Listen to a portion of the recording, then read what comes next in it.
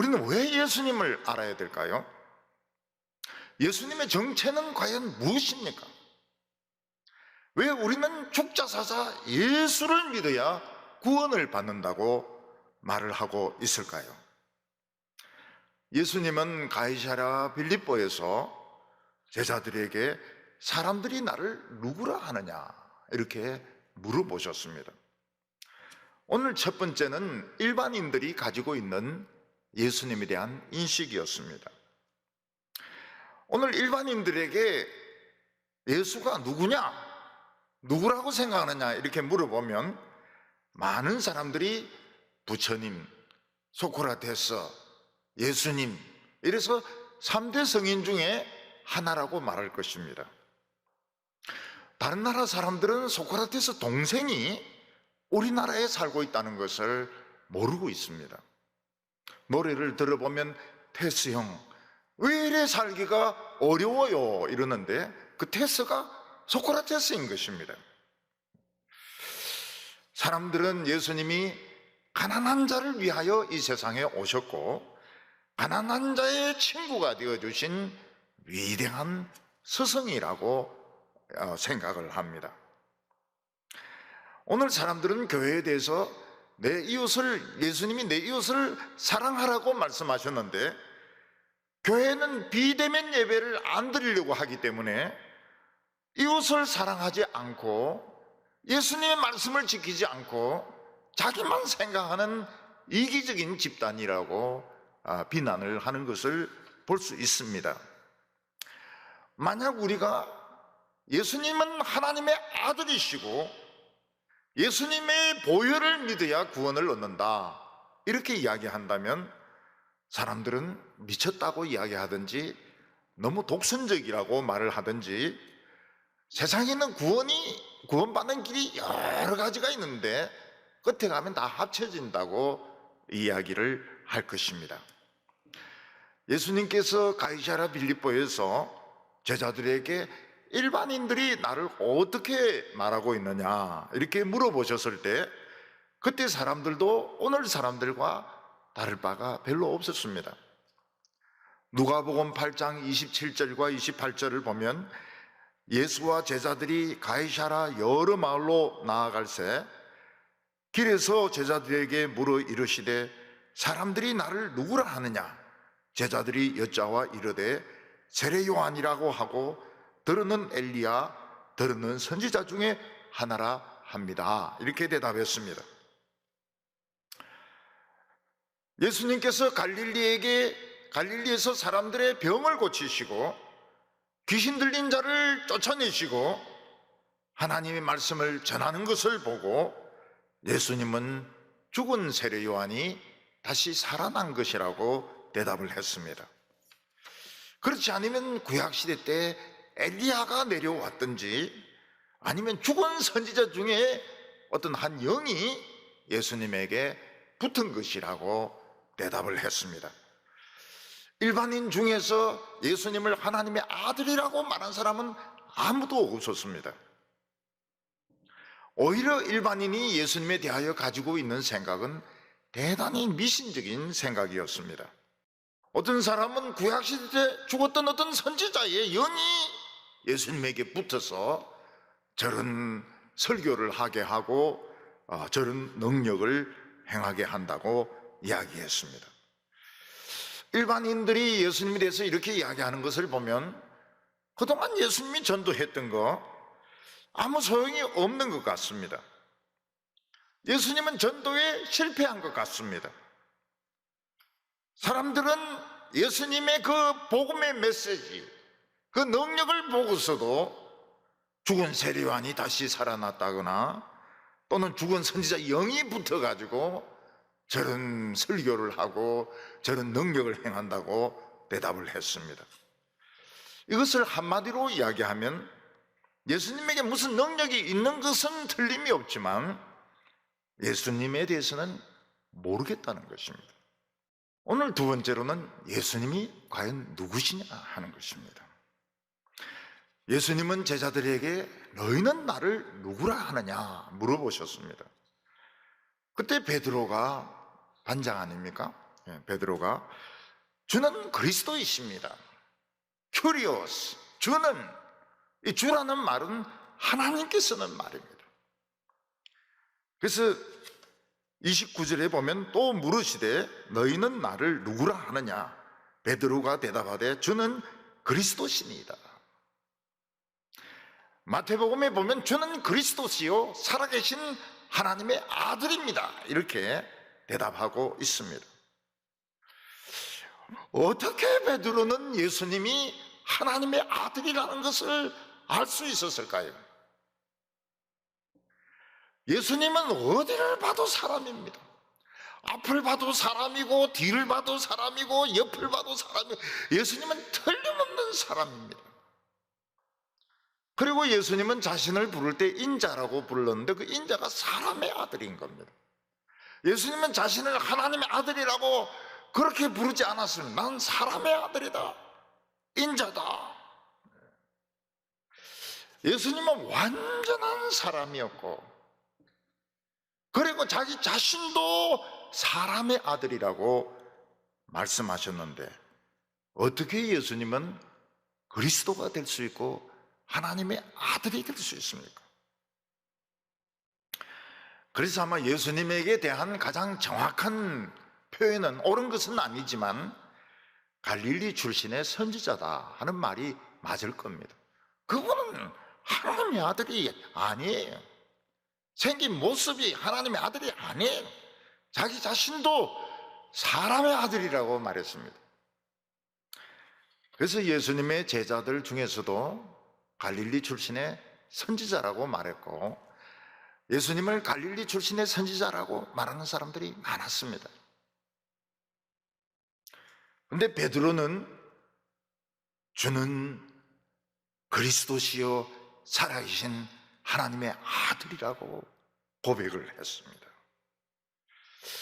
성경은 예수님을 떠나서는 구원이 없다고 말씀하셨습니다.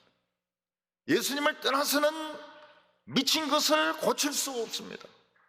예수님을 떠나서는 자기 자신을 찾을 수 없습니다. 예수님을 떠나서는 죄의 용서를 받을 수 없습니다. 어떻게 해서 예수님이 그런 일을 할 수 있습니까? 그는 갈릴리 출신의 선지자예요. 자기 자신도 사람의 아들이라고 이야기했는데 어떻게 그렇게 할 수 있을까요? 그것은 피 때문입니다. 피.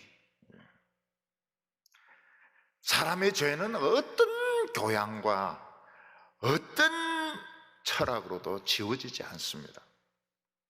사람의 죄는 오직 죄 없는 피 한 방울에 의해서 지워질 수가 있습니다.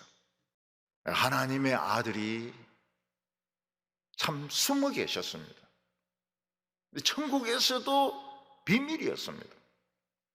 하나님의 아들이 자원을 했습니다. 내가 완전한 인간이 되어서 피를 만들겠습니다. 하나님께서 좋다 그러시니까 예수님은 완전한 하늘의 모든 걸 다 버리고, 하늘 영광, 천사들의 경배, 그의 존귀함 다 버리고 인간이 되는데 처녀의 몸에 잉태가 되어서 아기로 태어나는데 성공을 하셨습니다. 그 몸에 피가 있었습니다. 피를 가졌는데 성공하셨어요. 하나님이 인간이 되심으로 피를 가지는데 성공을 하신 것입니다. 그 피는 죄가 없습니다. 남편의 피는 한 방울도 안 섞였습니다.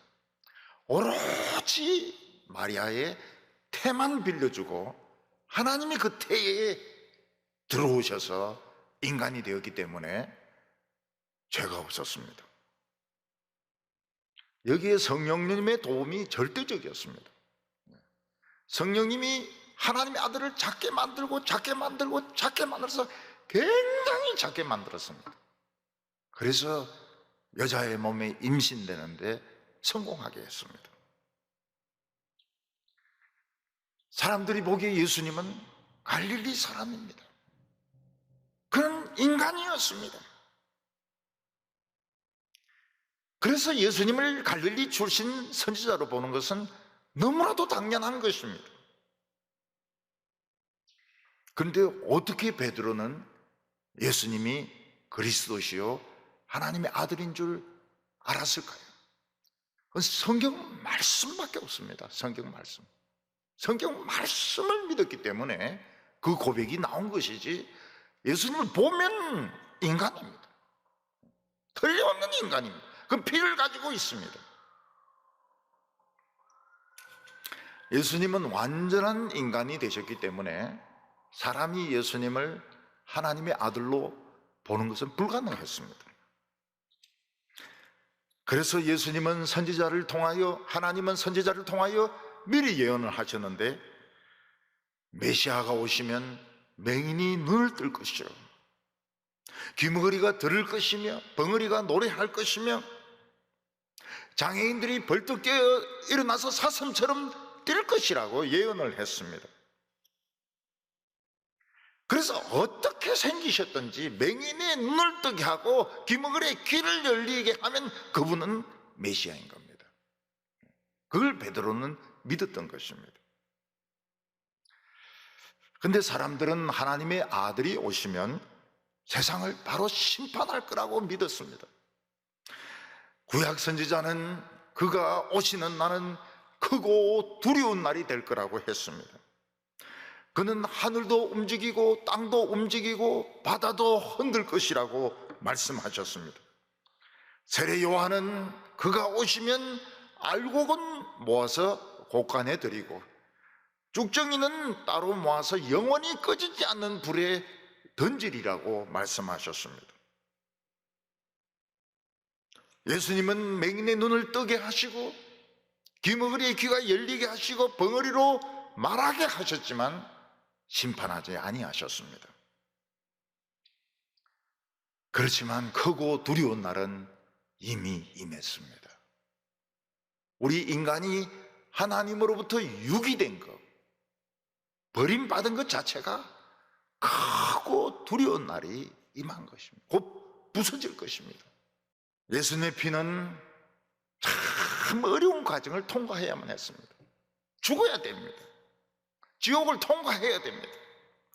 하나님 앞에서 오케이 합격 사인을 받아야 인간의 이 미친 병, 알츠하이머 병, 저주의 병을 고칠 수 있는 이 백신이 되는 것입니다. 그래서 예수님은 이렇게 말씀하셨습니다. 31절에 인자가 많은 고난을 받고 장로들과 대제사장들과 서기관들에게 버림받아 죽임을 당하고 사흘 만에 살아나야 할 것을 비로소 그들에게 가르치시매, 이겁니다. 이거 예수님이 피를 가진 갈릴리의 선지자가 되신 것도 대단하지만 바로 이것을 통과해야 백신이 성공하는 겁니다. 예수님은 인간이 되는데 성공하셨습니다. 예수님은 갈릴리 출신의 선지자가 맞습니다. 그러나 그는 인간의 병을 고치기 위해서 오셨고 자기 자신을 찾도록 하기 위해서 오셨고 하나님의 사랑을 받도록 하기 위하여 오셨고 영생하도록 하기 위하여 오셨던 것입니다. 그 증거가 무엇입니까? 맹인이 눈을 뜨고 귀머거리가 듣고 벙어리가 노래하고 안전뱅이가 일어나서 사슴처럼 뛰는 것이 그 증거라고 이사야는 말을 했습니다. 예수님은 이제부터 이 피는 고난을 통과할 거라고 말했습니다. 그래서 예수님은 대제사장과 서기관과 바리새인들에게 무지무지한 욕을 얻어먹고 침뱉음을 당하고 머리털이 뽑히고 채찍으로 거의 죽을 정도로 두들겨 맞습니다. 뼈가 보일 정도로 두들겨 맞습니다. 그러나 이것으로도 불충분합니다. 그는 십자가에 못 박혀 죽어야 합니다. 그의 양손에는 큰 대못, 녹슨 대못이 박히고 그의 발에도 녹슨 대못이 박히고 그 뜨거운 태양 밑에서 내가 목마르다, 정말 정말 다 들어갔던 것입니다. 그는 십자가 위에서 6시간 고통받고 죽으셨습니다. 그의 영혼은 지옥으로 갔습니다. 그래서 우리 번역에는 빠져있지만 영어 번역이 맞습니다. 지옥으로 갔다 하는 말이 맞습니다. 지옥에 가서 사흘 동안 털렸습니다. 마귀와 귀신들은 다 모아놓고 청문회 하듯이 예수님의 모든 죄를 탈탈 털었습니다. 그러나 예수님은 죄가 없었습니다. 한 방울도 없었습니다. 예수님은 거기서 일어나셔서 사망의 권세를 부수셨습니다. 그 사망의 벽이 금이 쫙 갔습니다. 마귀의 머리를 깼습니다. 마귀 머리 반쪽이 날아가 버렸습니다. 그리고 예수님은 자신의 피를 가지고 하나님의 보좌 앞으로 올라가셨습니다. 그 높은 보좌로 올라가셔서 피를 하나님께 바치셨습니다. 하나님께서는 오케이, 합격, 사인을 하셨습니다. 그게 사흘이 걸렸습니다. 사흘이 되던 째 새벽에 천사들은 무덤을 막았던 돌모를 굴려버리고 예수님은 사망에서 살아나셨습니다. 예수님의 죽었던 얼굴에는 핏기가 생기기 시작했고 예수님의 감겼던 눈은 뜨시고 예수님은 죽음의 자리에서 일어나셨던 것입니다. 예수님은 뭐가 되셨습니까? 우리를 완전히 살리는 백신이 되었습니다. 오늘 세 번째로는 제자들이 해야 될 일이 무엇이냐 하는 것입니다. 누구든지 예수를 하나님의 아들이라고 믿기만 하면 구원을 받습니다. 구원을 받는다는 것이 무엇을 말합니까? 미치지 않습니다. 미치지 않아요. 저는 처음에 동북에 왔을 때 막 교인들이 막 쫙 앉아 있는데 미치는 줄 알았어요. 정말 미치는 줄 알았어요. 지금까지 안 미쳤어요. 미치지 않습니다. 하나님의 사랑을 받습니다. 자기 자신을 찾아요. 자기가 누굽니까? 사랑받기로 예정된 사람입니다. 우리는 다 사랑을 받아야 될 사람들입니다. 사랑 말고 미움을 주는 사람이 있으면 그 마귀입니다. 사랑을 받을 자격이 있습니다. 예수님은 이 모든 비법을 제자들에게 맡기셨습니다. 우리는 복음을 구워 먹을 수도 있고 삶아 먹을 수도 있습니다. 저희 멋대로 할 수 있습니다. 그러나 이 복음은 지켜야 될 진리고 이 복음은 무료입니다. 베드로는 예수님이 내가 예루살렘에서 죽는다는 말을 하니까 막 화를 내면서 예수님 죽으면 안 됩니다. 우리는 사랑하는 사람이 내가 죽으면 이런 이야기 하면 굉장히 싫어합니다. 자녀들은 부모님이 죽는다는 이야기하면 굉장히 싫어합니다. 베드로는 예수님이 마음이 약해져서 죽는다고 말하는 줄 알았습니다. 예수님 절대로 죽지 마세요. 우리가 예수님을 지켜드리겠습니다. 베드로의 진심이었습니다. 하나님의 아들이 어떻게 죽을 수 있습니까? 예수님이 어떻게 죽을 수 있습니까? 말도 안 되는 소리죠. 근데 이 말도 안 되는 일이 일어나게 되는 겁니다. 딱 한 번 일어나게 되는 겁니다. 예수님의 죽으심은 말도 안 되는 일입니다. 근데 그게 일어나요. 그것은 우리를 치료하기 위해서 예수님이 하나님의 아들이 죽는 겁니다. 말도 안 되죠. 있을 수 없는 일이죠. 근데 이게 딱 한 번 일어나게 됩니다. 33절에 보면 예수께서 돌이키사 제자들을 보시며 베드로를 꾸짖어 이르시되 사탄아 내 뒤로 물러가라. 내가 하나님의 일은 생각하지 아니하고 도리어 사람의 일을 생각하는도다 하시고, 예수님이 이 피를 가지고 죽음을 통과하고 지옥을 통과하고 하나님의 보좌를 통과하는 것은 하나님의 가장 중요한 뜻입니다. 수천 년, 수만 년 감춰졌던 비밀이었습니다. 그러나 베드로는 그런 일은 있을 수가 없습니다. 예수님 약한 마음 먹지 마세요. 예수님은 사탄이 베드로의 마음속에 들어가서 예수님의 마음을 약하게 하려고 하는 줄 알고, 이 사탄아 물러가라, 너는 하나님의 일은 생각지 않고 사람의 일만 생각하고 있다고 말씀하셨습니다. 예수님은 제자들에게 이렇게 말씀하셨습니다. 34절에 무리와 제자들에게 불러 이르시되 누구든지 나를 따라오려거든 자기를 부인하고 자기 십자가를 지고 나를 따를 것이니라. 누구든지 예수님을 따라오려면 자기를 부인하고 자기가 가지고 있는 계획들, 자기가 가지고 있는 생각들, 자기가 가지고 있는 인생을 포기하고 죽을 각오를 하고 십자가를 지고 나를 따르라고 말씀했습니다. 예수님은 우리 믿는 사람들에게 교회의 복음을 맡기셨습니다. 그러면 어떻게 딴 거 다 포기해야 됩니다. 딴 거 다 포기하고 죽을 각오를 하고 이 복음을 지켜야 되는 것입니다. 교회의 사명, 목사의 사명은 많은 것을 알고 많은 것을 사람에게 가르치고 사회에 많은 유익을 주는 것이 아닙니다. 복음을 지키는 것입니다. 미친 것을 치료하는 것입니다. 복음이 왜 이래 됐습니까?